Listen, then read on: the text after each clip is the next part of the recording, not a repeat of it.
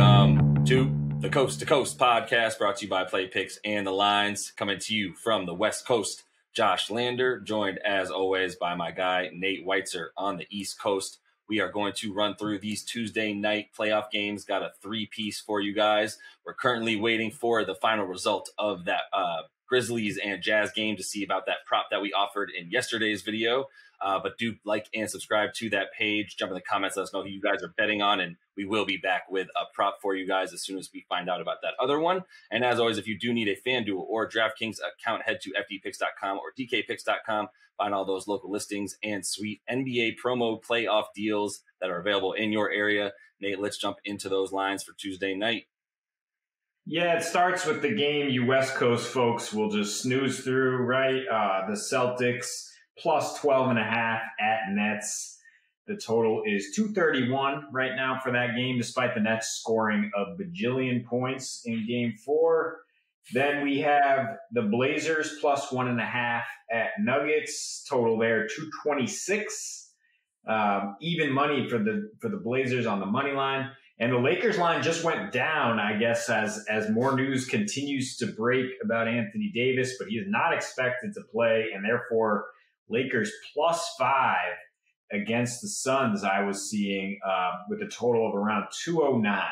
So that's intriguing, but let's get the blowout out of the way first. Let's just get this over with.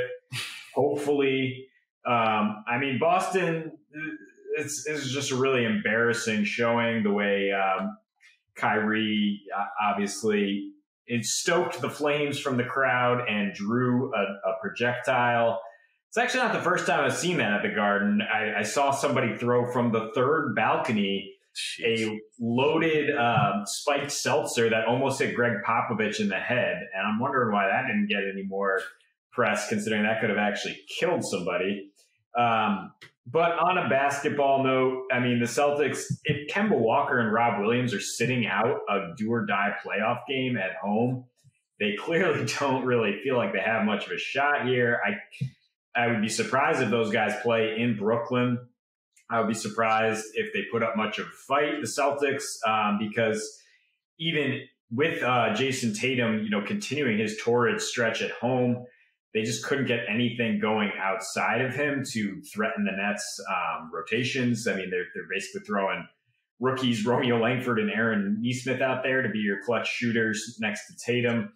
And Tatum just was far less effective on the road all season, very, very much so in this series in the first 2 games.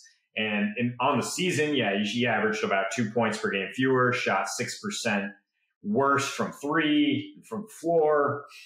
I'm a little worried about the Celtics getting over their total, considering how much they might just pack it in for this one. The Nets should have no problem scoring, though. They should cover in this one. I would be intrigued with a parlay of Nets and over, just in case the Celtics come along for the ride.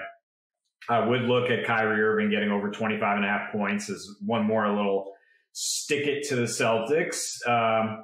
But I think the most confident thing here is to just back Nets points. 122 is really high, but that's pretty much what they average at home.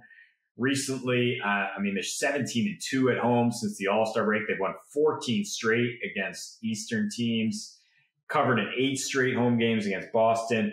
If you tease this down to 8.5, with either other game that you feel confident in, that's great.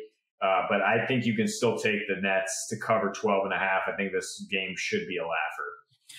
Yeah, I agree. I feel pretty good about the first half numbers and lines there as well. You can get Nets, I believe, minus 7.5 at the half. I like that. I think they're going to be blowing them out. I think it's just going to be them coming out and saying, let's get this over with. Let's see if we can keep KD on the bench in the fourth quarter. And, even Kyrie, if necessary, just have James Harden, the ever durable James Harden, just kind of finish the game off, which should be in, well into the double digits by then. I also like their team total for the half as well. It's about 68.5 points there, but I still feel really good. Like they could have a 70-point first half very easily. It's 60. Yeah, no, it's just 60. Oh, it's just 60 right now? Oh, Yeah, yeah. I looked at the 0, thought I saw an 8. I mean, wonderful for me. Yeah, I mean, I'm still willing to take it. I think it's going to be a 70-point first half for them. And you're right. JT on the road, not the same guy at home. And I think he's done what he can do. I think he'll still put up 30 in this game, and it still won't matter the way it hasn't. So I think it's night time and time to buy those tickets to Mexico for the C's players there. The next game I'm going to talk about is not a series clinching possible game, but we do have a lot of intriguing factors with the Lakers and the Suns heading back to Phoenix with what seems to be a fully healthy, well, at least healthy enough to be a very effective Chris Paul. As you saw what he was able to do, to even the series in Game 4. He came back, he played 31 minutes, 18 points and 9 assists, no turnovers, really managed the game for them. As you've seen, all of these games in the series be similar in terms of the pace, and the amount of points being put up, anywhere from 90 to 105 max for these teams. Either way, this entire series, and the only game that actually managed to hit what the total is for this game at about 207.5 right now was that Game 2 where the Lakers came out and LeBron and AD were like, we're not going down 2-0. But there probably, even if there is an AD in this game, he's currently likely to sit. If he does play, he's going to be on somewhat of a minutes restriction, and he will be limited, with that groin injury. So, I do like to look at other ways to take advantage of that. I do think this game is going to go under that total once again, with Chris Paul being in there controlling things. I like Devin Booker to be able to put up some numbers without AD ever being able to be on him. He's guarded Book for about 2 minutes worth of the Suns offense in each of these first 4 games, and that was actually obviously the best defender for guarding Booker, as Anthony Davis is pretty much the best defender for guarding anybody in the NBA with his versatility and length. So I do like Booker without him. I also like LeBron's props. Without him, when you look at what LeBron does without AD this season, he drops about 25 a game, 8 boards, 8 assists.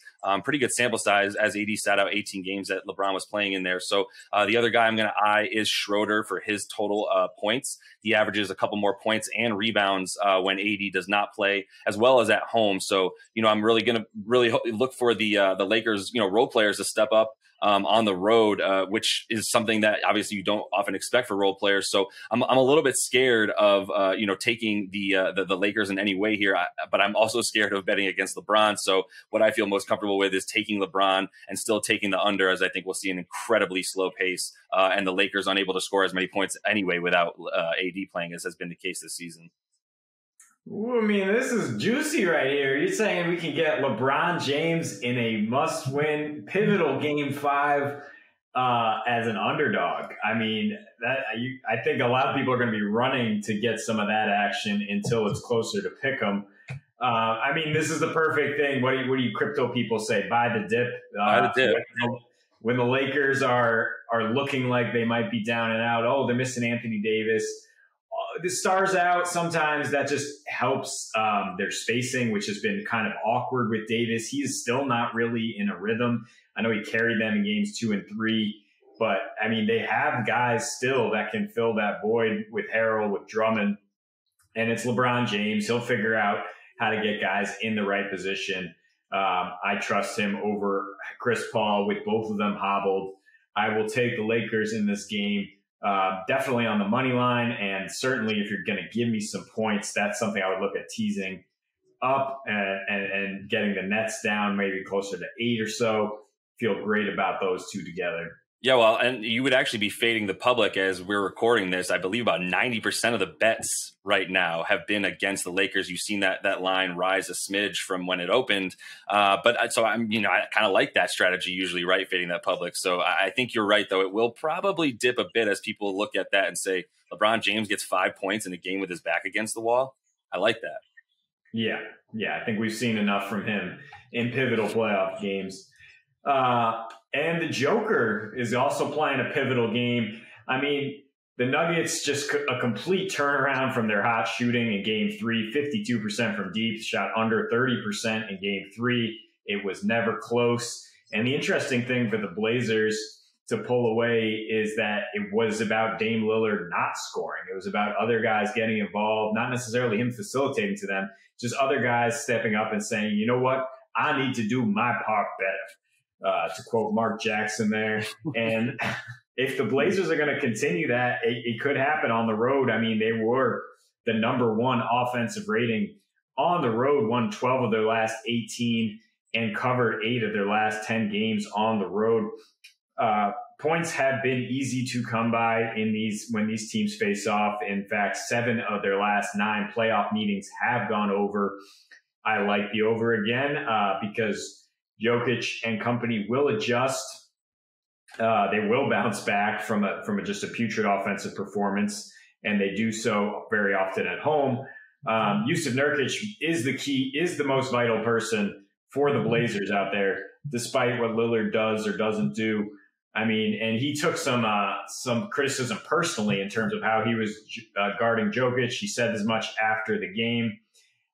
He was fantastic in game 4, a plus 32 out there, only picked up 3 fouls, which is pretty much the most important thing for them after he fouled out in consecutive losses. So you have to watch that matchup. I would consider taking Nurkic over on some of his rebound and points, rebounds, assists combined totals there, just because with more minutes, he's a very productive player, and he's going to have to be out there a whole hell of a lot shadowing Jokic. But in general, yeah, I'm taking the over 226. I don't expect either team to be flat offensively in this game 5.